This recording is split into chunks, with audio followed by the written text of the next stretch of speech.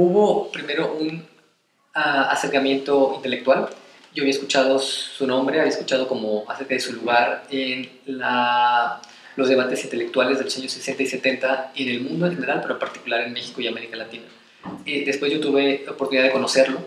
sus últimos años, cuando él estaba en Cuernavaca, y pude convivir con él y lo pude acompañar a los últimos seminarios que organizó en varias partes del mundo. Entonces así fue como empecé a leerlo con más profundidad y empecé también a vincularme con otros colaboradores suyos. Y desde entonces he estado leyéndolo continuamente y reflexionando y publicando algunos textos dispersos, ya sean presentaciones o artículos. Y ahora el libro era la oportunidad de, digamos, poner todos esos años de lectura y de reflexión sobre Illich juntos en una propuesta más coherente como el libro.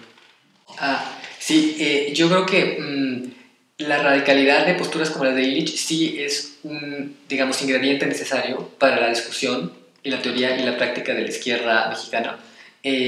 Porque en buena medida la izquierda mexicana, como general la izquierda internacional, sigue siendo casi siempre heredera o quiere ser heredera de tradiciones políticas como el socialismo.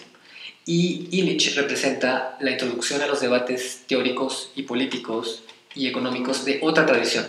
que también es de izquierda, pero que no es la tradición socialista, y es la tradición anarquista. Entonces, muchos de los aspectos, digamos, novedosos o radicales de Illich tienen que ver con esta lucidez que le da provenir de un punto de vista distinto, que no es el socialismo, no es el marxismo, no es por supuesto tampoco el liberalismo, es el anarquismo. Entonces de ahí le viene, digamos, esta lucidez acerca de la dimensión crítica de los instrumentos, por ejemplo, de las instituciones, de las formas de organización social. El anarquismo, a diferencia del socialismo o el capitalismo, el liberalismo, no solo se preocupa por la propiedad, por ejemplo, de los medios de producción o la propiedad de las empresas, la propiedad de las instituciones, sino que introduce otra dimensión más de discusión, que es la forma de esas empresas, esas herramientas, esas instituciones, esas burocracias. Entonces, para un anarquista, por ejemplo, el que, digamos, un canal de televisión sea propiedad pública o privada es relativamente secundario, porque hay algo en la estructura misma del medio de comunicación que establece ciertas relaciones de poder y ciertas relaciones simbólicas y prácticas que están más allá de si es un canal, digamos, público en la Unión Soviética o es un canal privado en Estados Unidos. Va a haber siempre una cierta relación entre los espectadores y las personas que hacen los contenidos que implican una cierta jerarquía, una cierta exclusión. Entonces el anarquismo diré que más allá de la propiedad de los medios de producción y de las técnicas, de las herramientas, las instituciones, hay una importancia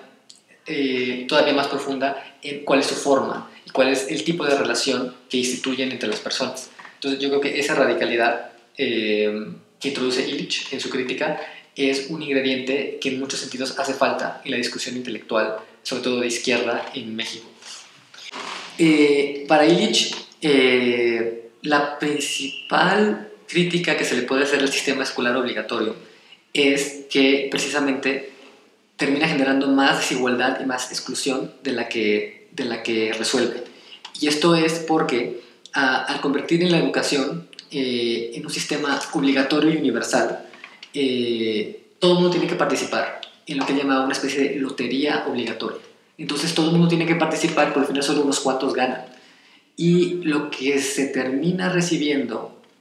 al final, el producto social, es un sistema de discriminación bastante sofisticado, en donde las personas quedan marcadas toda su vida por el punto en la pirámide educacional en el que abandonaron la escolarización. Es la primaria, la secundaria, la preparatoria, la universidad, o si fueron a cierta universidad o a otra, o si tienen posgrado o no. Entonces, al final, todo el mundo se le va a juzgar en términos de su participación en la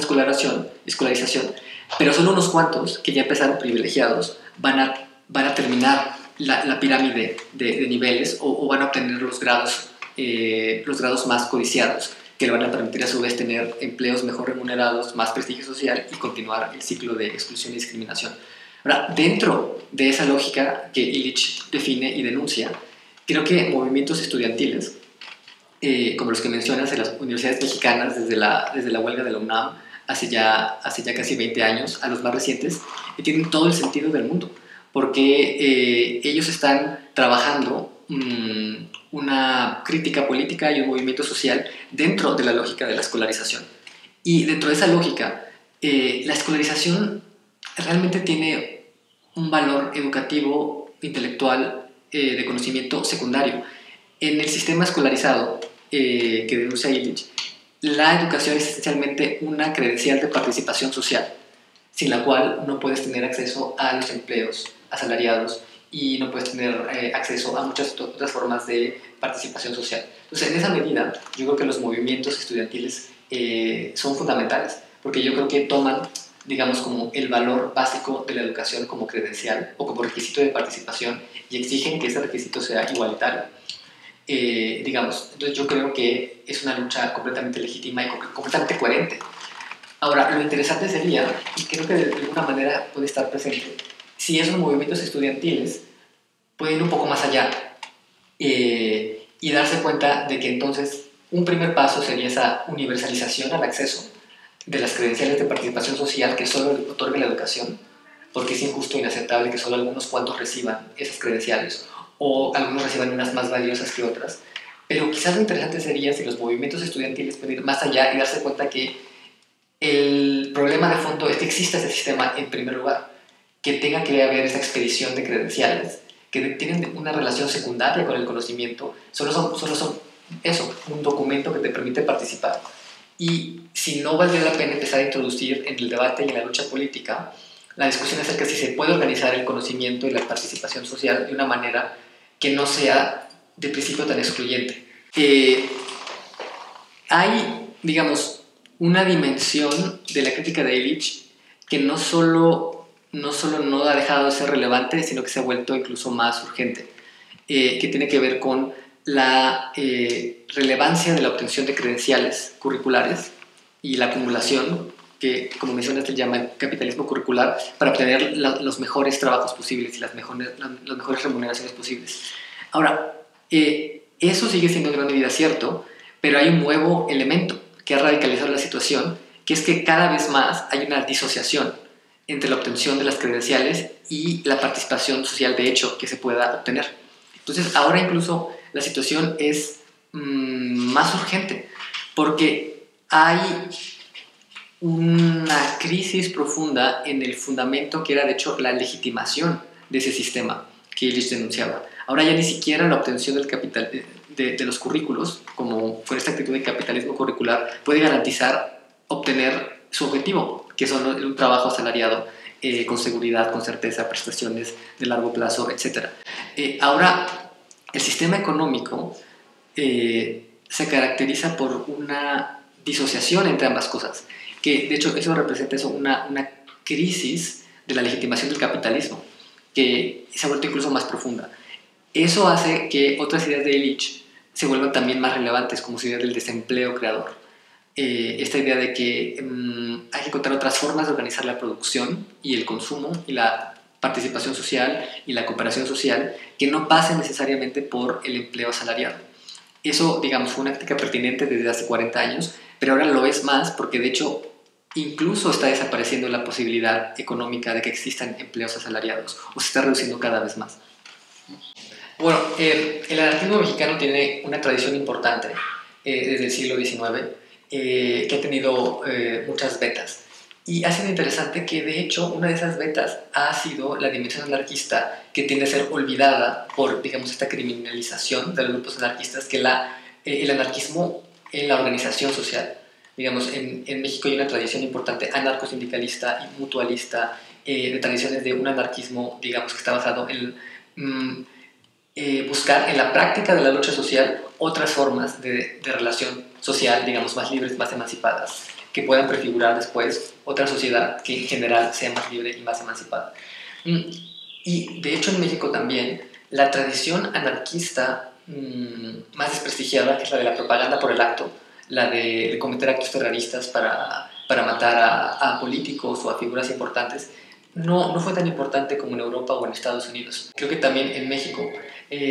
sigue habiendo, quizás de manera no tan visible, las otras tradiciones anarquistas, que son intelectuales, son organizativas, que son de lucha social, y yo creo que al final eso es lo que prevalece. Y esa criminalización del anarquismo me parece completamente injusta, desproporcionada y sesgada. En México también hay una tradición anarquista, digamos, no ideológica, en el sentido de que no se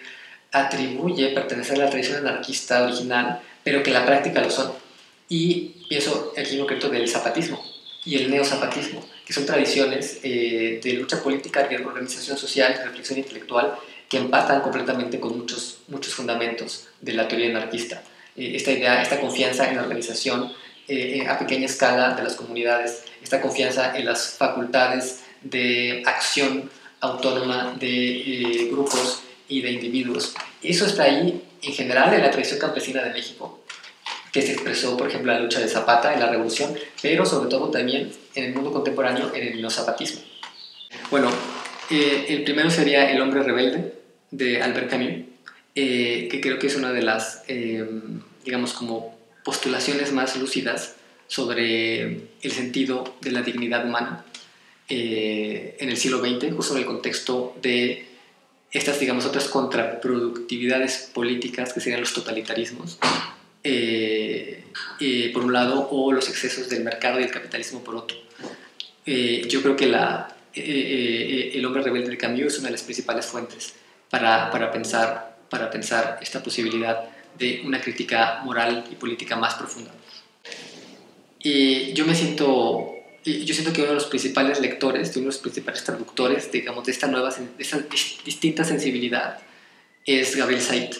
Es uno de los principales lectores de Ivan Illich en México y de los que han traducido muchas de las instituciones de Illich a términos muy concretos sobre qué significaría, digamos, una economía illichiana. Y entonces creo que hay muchas posibilidades de lectura de Illich, pero una que me parece productiva y estimulante es la de Gabriel Said en un libro que se llama El progreso improductivo.